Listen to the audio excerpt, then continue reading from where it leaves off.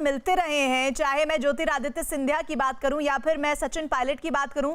अगर ऐसा ही होता, आधा सच ही अगर सच पूरा होता तो शायद इतने बड़े जिम्मेदारी भरे पद पर उनको नहीं बिठाया जाता। इस बीच अशोक गहलोत का दावा है कि उनके पास 122 एमएलए मौजूद हैं, हमारी सरकार सुरक्षित है। अशोक गहलोत ये सीधे तौर पर कह रहे हैं, लेकिन 122 का ये जो आंकड़ा है ये उनके पास कहां से आया ये समझना होगा। बीजेपी के मंसूबे पूरे नहीं होंगे, उन्होंने ये भी कहा। राजस्थान में सियासी घमासान के बीच अशोक गहलोत ने बड़ी बातें कही हैं। 16 जुलाई को, जी हां, 16 जुलाई को गहलोत सरकार का मंत्रिमंडल विस्तार होगा।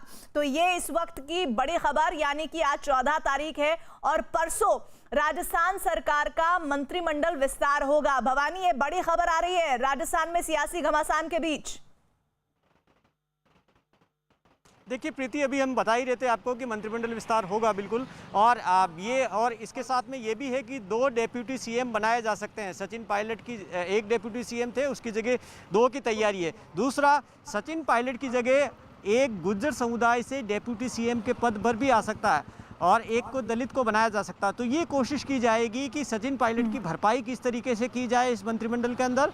और दूसरा, ये मैसेज देने की कोशिश करेगी, क्योंकि अशोक गहलोत के सामने सबसे बड़ी चुनौती है राजस्थान में कास्ट इक्वेशन बैलेंस करना, क्योंकि कांग्रेस के लिए सबसे बड़ी ज़रूरी और मजबूरी कास्ट इक्वेशन है। जो नेता गए हैं वो अलग अलग अपनी जातियों के अंदर प्रभाव रखते हैं, उनको बैलेंस करना। और तीसरा, निर्दलियों को संतुष्ट करना, बीएसपी से जो 7 एमएलए आए हैं उनको संतुष्ट करना, क्योंकि उन्हें वादा करके अशोक गहलोत लेकर आए थे, उन्होंने समर्थन दिया। और तीसरा, जो पायलट कैंप के विधायक जो रुके हुए हैं उनको भी संतुष्ट करना और अपने समर्थकों को। ये तमाम चीज़ें मंत्रिमंडल के अंदर हमें देखनी होगी कि अशोक गहलोत कैसे एडजस्ट करते हैं। और अगर 2 डेप्यूटी सीएम बनाएंगे तो वो 2 सीनियर नेता कौन से होंगे, काफ़ी सारी चीज़ें हैं। जब मंत्रिमंडल का विस्तार होगा तो ये मायने रखते हैं। और प्रीति, अभी जो तीनों अपॉइंटमेंट हुए वे तीनों कास्ट इक्वेशन को ध्यान में रखकर, और जो नेता बगावत की है उनके रिप्लेसमेंट को ध्यान में रखते हुए की गई है। एक जाट, एक आदिवासी और एक राजपूत, ये 3 अपॉइंटमेंट उन्होंने अभी किए हैं इसी को देखते हुए।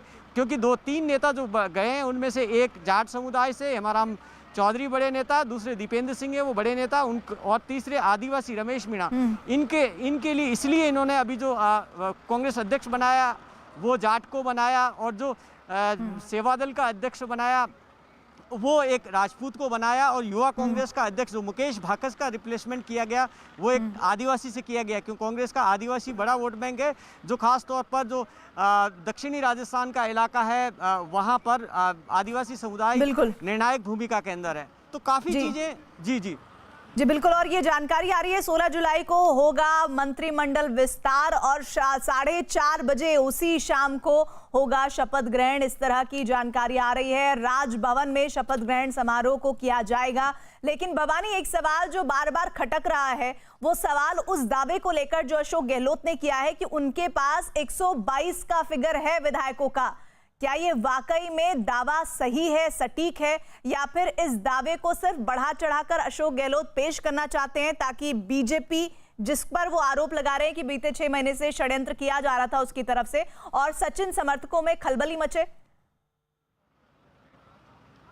देखिए, कोशिश अशोक गहलोत की यही है। ये तो सच वो भी जानते हैं, सच बाकी सब लोग भी जानते हैं, क्योंकि 18 विधायक तो कैमरे में सचिन पायलट के साथ में हैं।